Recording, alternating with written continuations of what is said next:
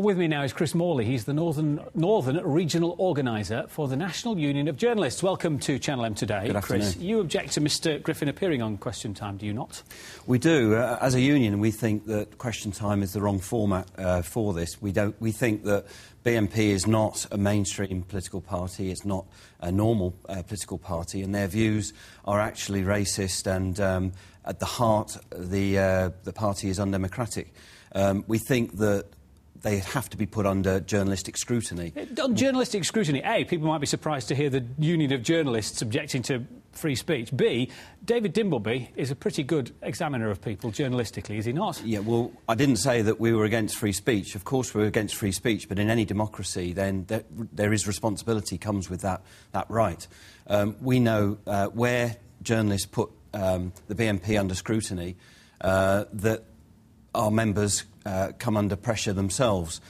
So we feel that, the BNP is not a normal political animal, and that therefore they shouldn't be given a platform where basically it is a series of politicians trading soundbites. But he's an elected politician. He is a North West MEP. Yeah. People who are watching this may have voted for the man. They're entitled to hear his views. He's entitled to express them. And indeed, but you have to know what's behind the words. If it's just skating on the surface, then I don't think people will be any the wiser about what the BNP is and what it stands for.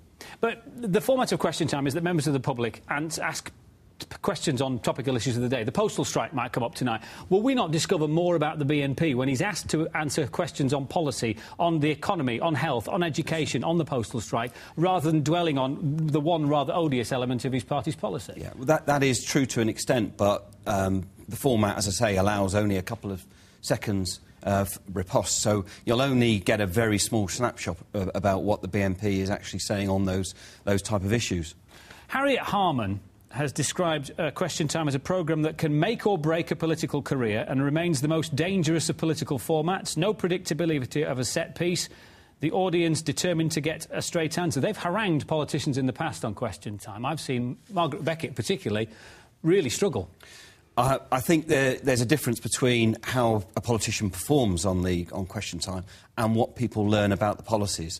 And I think that's the danger. I mean, yes, Nick Griffin might well fall flat on his face. If he does, well, I, for one, won't shed any tears. But what I really want, and as a union, what we want is for the BNP to be put under scrutiny as to what exactly their policies mean for people. Do you think they might be as a consequence of this? If you don't get enough scrutiny of Mr Griffin, and it shouldn't be just about Mr Griffin tonight, there are other panellists, will you call for him to be, quizzed by Paxman or something?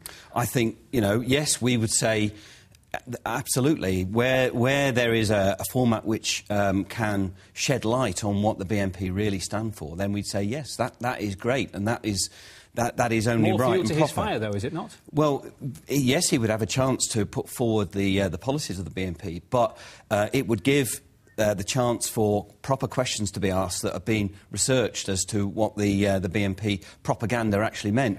The danger is that what they say is quite populist. And on the surface it appears reasonable, but actually mixed in with that are distortions and inaccuracies. And when you're in the cut and thrust of political debate, you might not pick that up. But I think that, under pressure from a journalist, it would be picked up. OK, we shall watch tonight with interest. Nice to have met you. Thank you for your time.